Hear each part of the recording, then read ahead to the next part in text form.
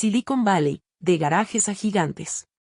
Hoy vamos a recorrer una historia que mezcla curiosidad, terquedad y visión, el surgimiento de Silicon Valley. Empezaremos con un garaje modesto, seguiremos con laboratorios que cambiaron la forma de fabricar el silicio.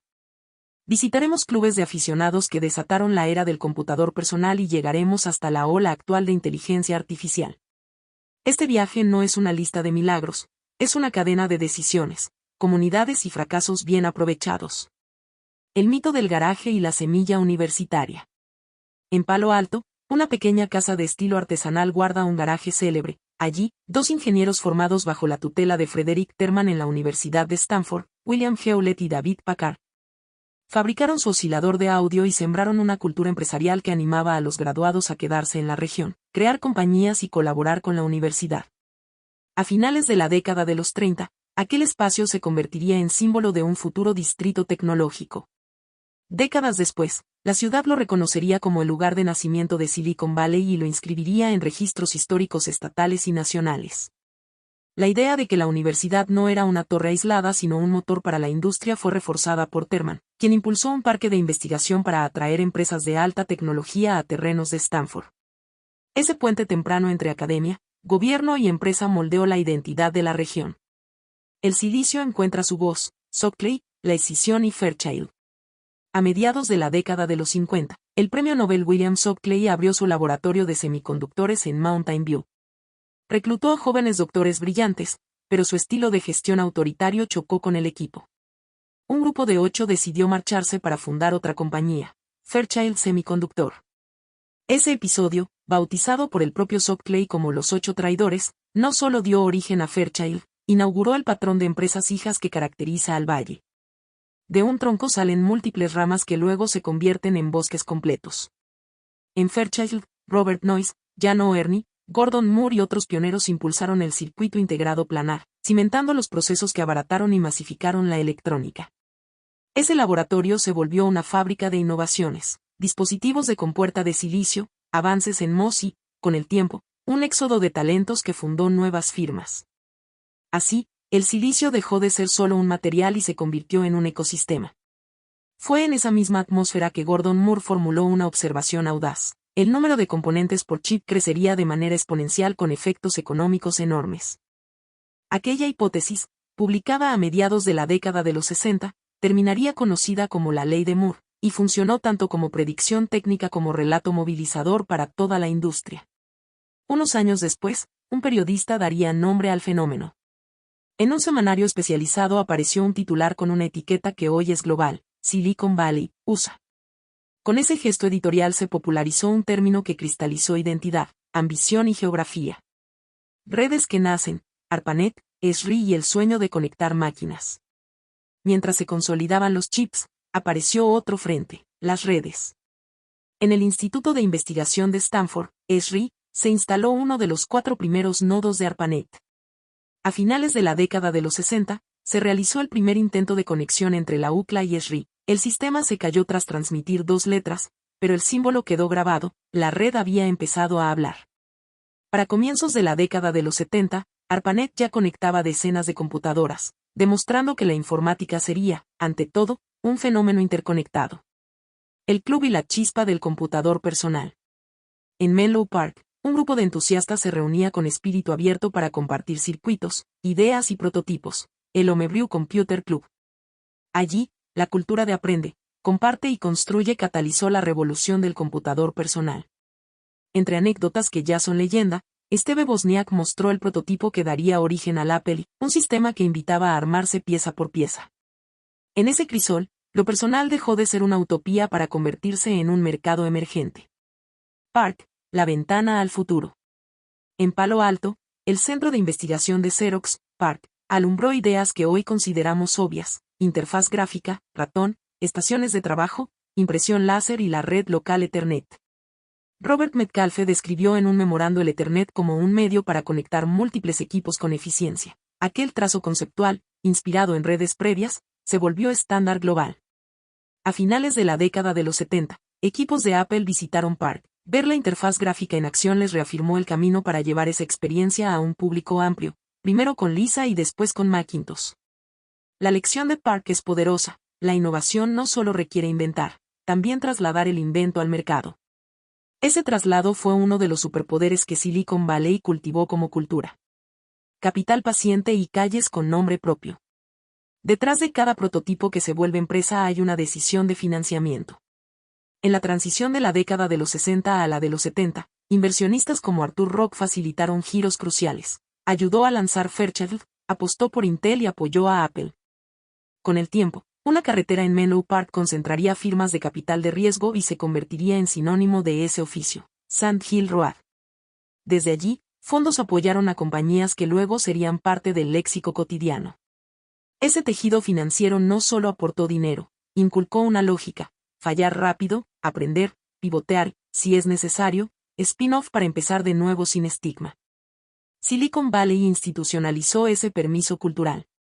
La web despierta, navegadores, portales y garajes que vuelven.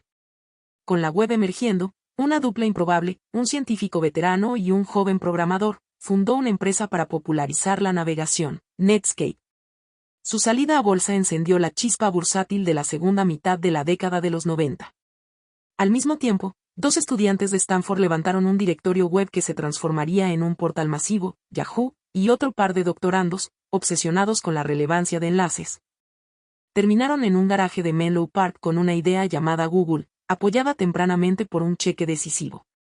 La fórmula del garaje volvió a escena, pero ya no por necesidad romántica, sino como metáfora de ingenio: empezar pequeño, iterar rápido y escalar cuando el encaje con el mercado está claro.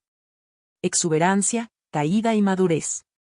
El cambio de milenio trajo euforia. La burbuja.com elevó valoraciones a niveles insostenibles, y después la realidad castigó a cientos de compañías sin modelo sólido. Sin embargo, del naufragio sobrevivieron las que sí tenían propuesta de valor y disciplina. La lección quedó tatuada: crecimiento sin unit economics sanos es un espejismo. A mediados de la década siguiente, otras olas, buscadores, redes sociales, móviles, consolidaron una generación que profesionalizó el escalamiento global. En ese periodo también apareció un fenómeno de Alumni Power, grupos de exempleados de una misma startup fundando múltiples compañías y fondos, con el caso de PayPal como arquetipo. De gráficos a cerebros sintéticos, la ola de la inteligencia artificial. En Santa Clara, una empresa nacida en la década de los 90 para procesar gráficos 3D convirtió sus unidades en motores de cómputo paralelo. Con el auge de modelos generativos, su capitalización y su influencia se dispararon, simbolizando una nueva convergencia entre hardware, software y ciencia de datos.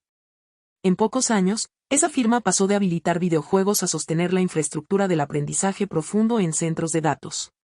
En paralelo, organizaciones enfocadas en inteligencia artificial dieron saltos desde laboratorios hasta productos masivos de texto, imagen y audio, acelerando un ciclo de innovación que hoy redefine industrias creativas, científicas y administrativas.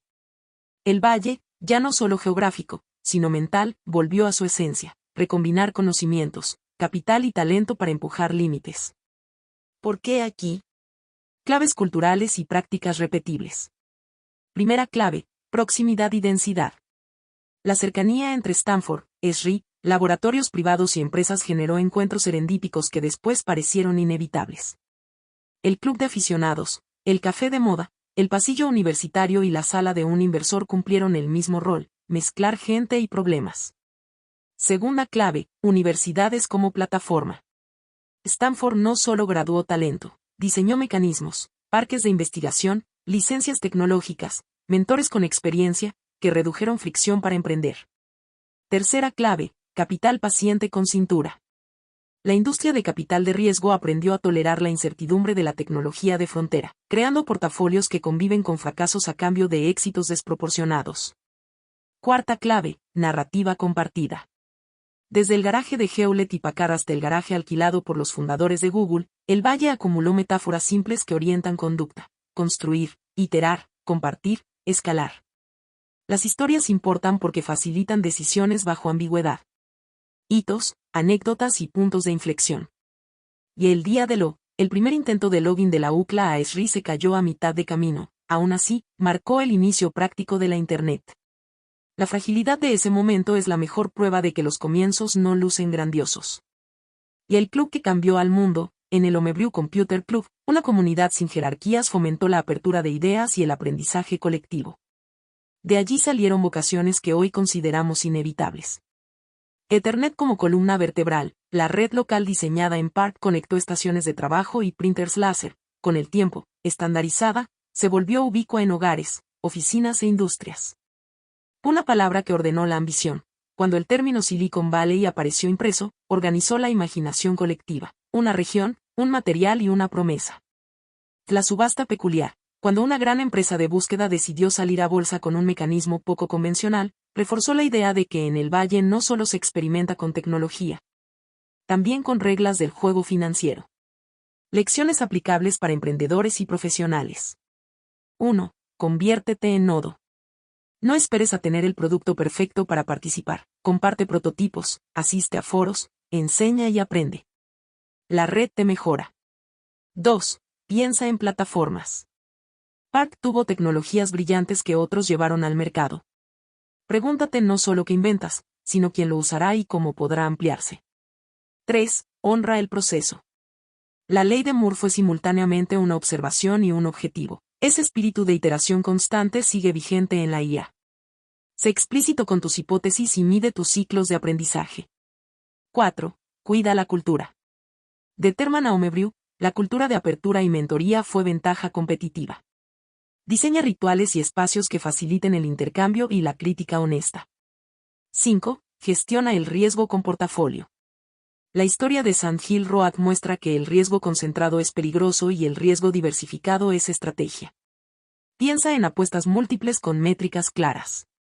Mirando adelante. Hoy, la frontera tecnológica se desplaza a ritmos vertiginosos. Inteligencia artificial, computación en la nube, biotecnología, nuevas arquitecturas de chips y redes ópticas. Empresas de aceleración gráfica convertidas en armazón del cómputo de IA simbolizan esta transición. Silicon Valley, ya como arquetipo global replicado en decenas de ciudades, mantiene su fuerza cuando combina tres ingredientes: talento internacional, capital flexible y reglas que privilegian la experimentación. El reto venidero será sostener esa capacidad con responsabilidad, privacidad, sesgos algorítmicos, sostenibilidad energética y acceso equitativo a las oportunidades. La misma audacia que se aplicó a inventar deberá aplicarse a gobernar. Si miramos hacia atrás, vemos un hilo conductor: personas que se atrevieron a construir juntas.